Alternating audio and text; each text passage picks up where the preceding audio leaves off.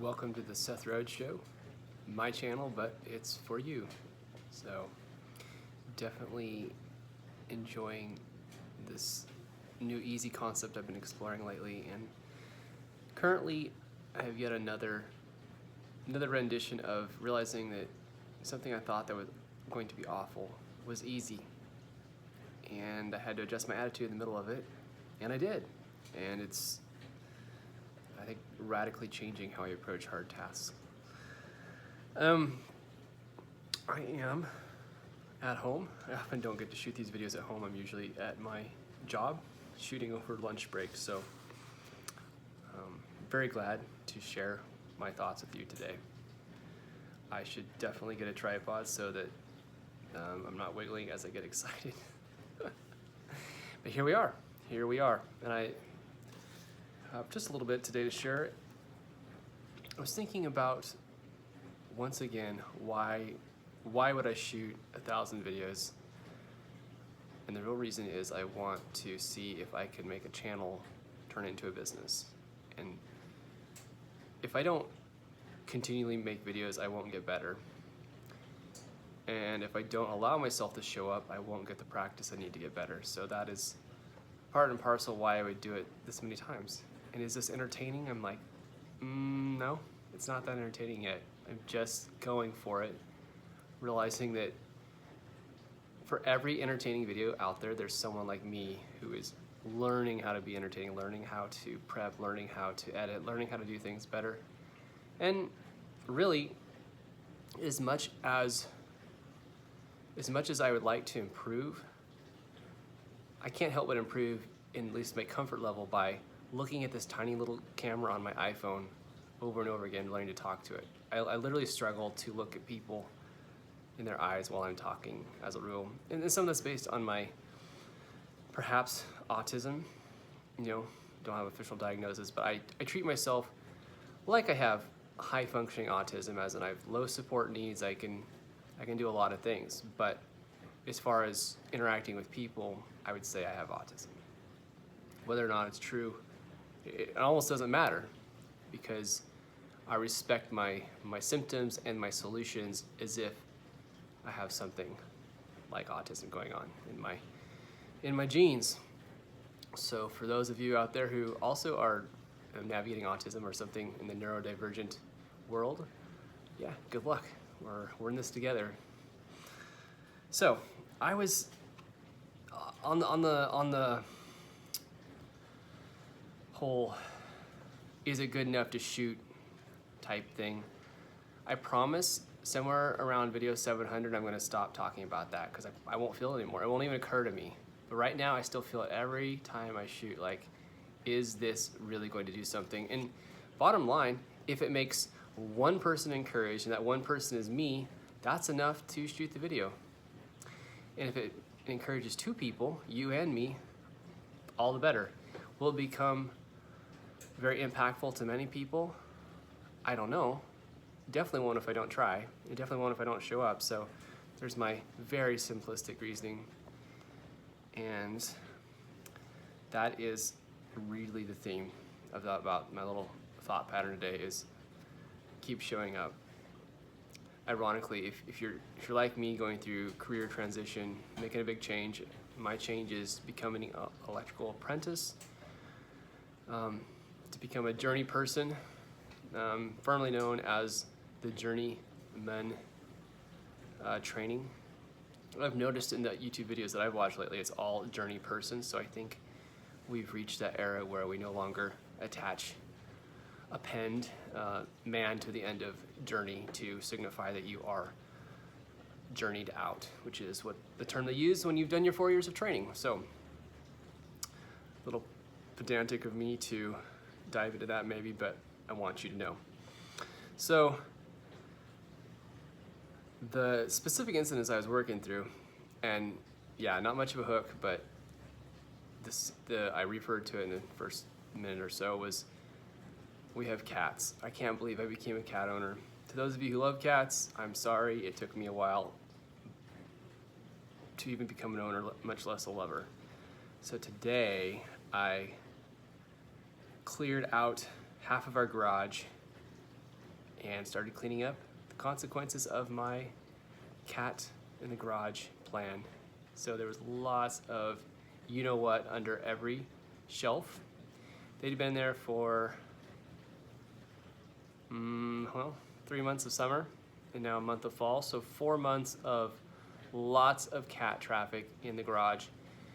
And we weren't letting them in the house very often. You know, I have cat allergies, it wouldn't be a good idea. Plus just cleanliness. It's hard to keep a house clean with 3 children, let alone with the cats and cat hair. One of them kind of got Mancoon style hair. He's got a lot of long hair. And anyway, cleaning out the garage was kind of my nightmare. I did it this morning. I'm nowhere near done, but I did one side of the garage.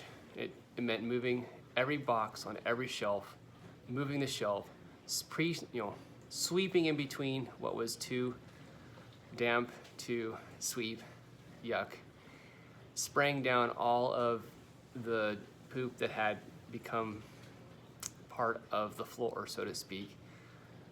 I mean, you're like, people are shaking their heads like, dude, it didn't have to be this bad. You're right. If we'd kept our litter box going throughout, it wouldn't have been this bad. At some point, I just have to take ownership and be like, I let this happen. I didn't want to be a cat owner, but I did say yes to my family, which, as you know, makes me a part of the solution. So if the cats are messing up the garage, I have to be part of the solution.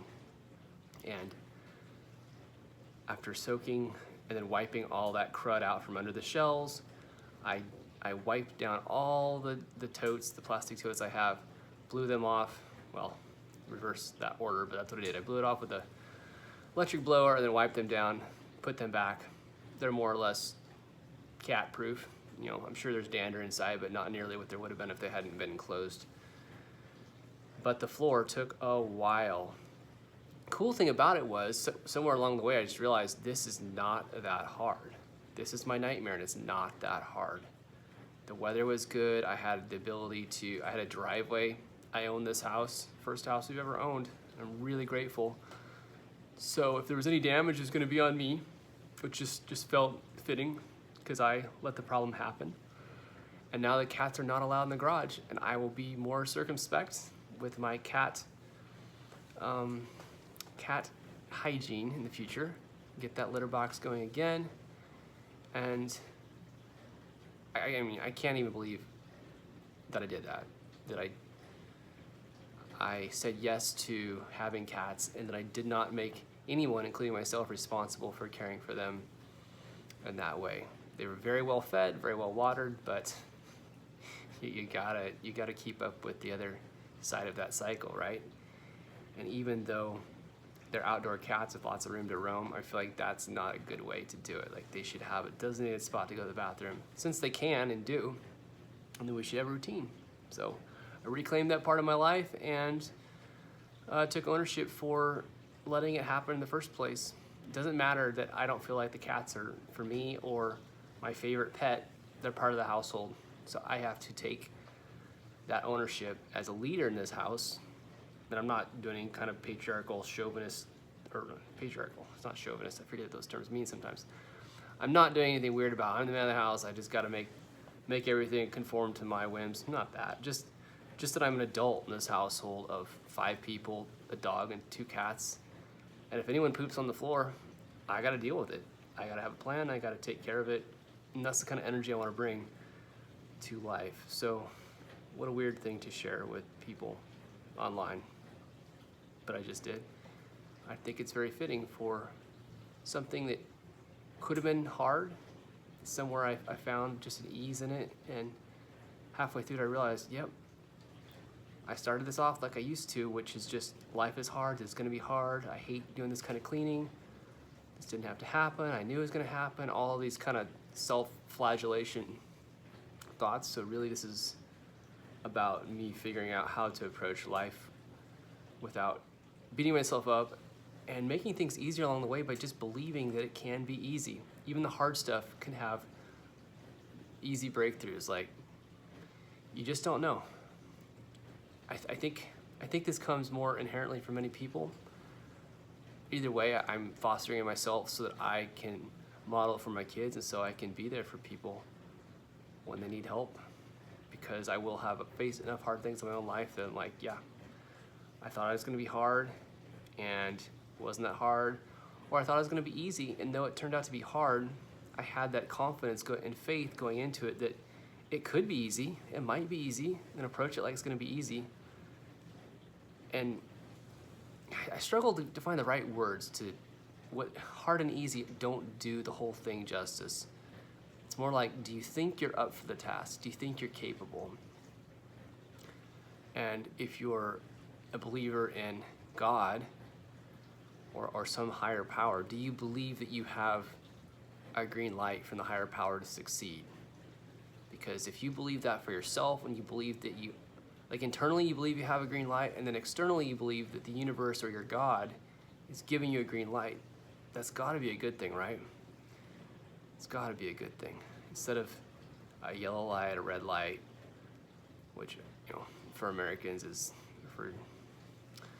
a, you know, yellow light is slow, go slow, red light is stop.